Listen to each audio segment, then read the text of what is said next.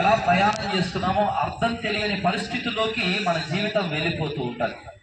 అందుకనే మన జీవితానికి పరమార్థం తెలియాలంటే ఆ జీవితాన్ని ఇచ్చిన దేవుణ్ణి మనం తెలుసుకోవటం చాలా అవసరం. మర్చిపోద్దండి, 2000 సంవత్సరాల క్రితం యేసు ప్రభు అనేటటువంటి ఆయన పరలోకం నుంచి ఈ లోకానికి వచ్చి మనందరి పాపముల నిమిత్తమై 33.5 సంవత్సరాలు ఈ లోకంలో జీవించి మరణించి సమాధి చేయబడి 3వ దినాన తిరిగి లేచి మరలా మన కోసం ఆయన రాబోతూ ఉన్నాడు.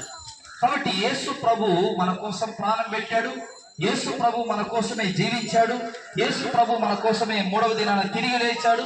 అదే యేసు ప్రభు మరలా 3వ దినాన మరలా మన 2వ రాకడలో మనకందరి కోసం రాబోతూ ఉన్నాడు. అంటే విలువైనటువంటి ఆత్మ ఉంది. ఈ ఆత్మ నష్టపోకూడదు, ఈ ఆత్మ నశించి నరకానికి వెళ్ళకూడదు అన్న ఉద్దేశంతోనే దేవుడు మనకందరికీ కూడా జీవితాన్ని ఇచ్చాడు. దయతో మర్చిపోతాడు పిల్లలు.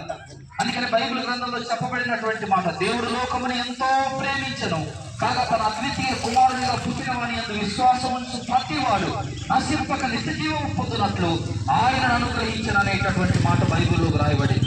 దేవుడు మనలందరినీ